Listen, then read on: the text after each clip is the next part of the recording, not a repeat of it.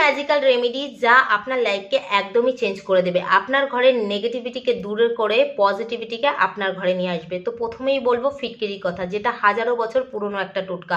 ছোট ছোট 4টে ফিটকিরির টুকরো নিয়ে আপনার মেইন এন্ট্রান্সের যে ডোরমেট আছে তার নিচে রেখে দিন। এতে কি হবে, আপনার ঘরের সমস্ত নেগেটিভিটি দূরীভূত হবে।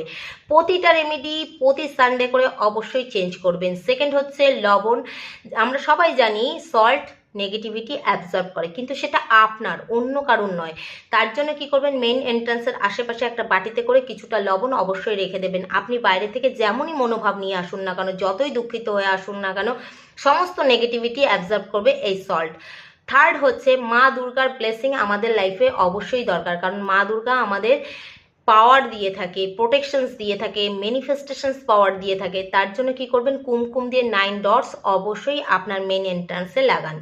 Fourth but not the least, সেটা হচ্ছে গাঁদা ফুল এবং আম পাতার তোরণ।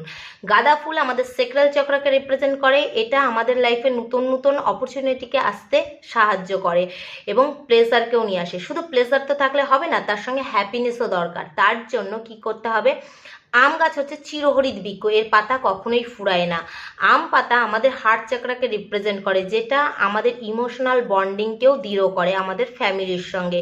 যখন আম পাতা এবং গাঁদা ফুলের একসঙ্গে জুড়ে আপনি তোরণ বানাবেন এবং আপনার মেইন এন্ট্রান্সে লাগাবেন, সেটা আপনার লাইফে নতুন নতুন অপরচুনিটিকে নিয়ে আসবে, প্লেজারকে নিয়ে আসবে, হ্যাপিনেসকে নিয়ে আসবে, মানি রিলেটেড সমস্ত সমস্যা সমাধান করবে, আপনার লাককে এনহ্যান্স করবে।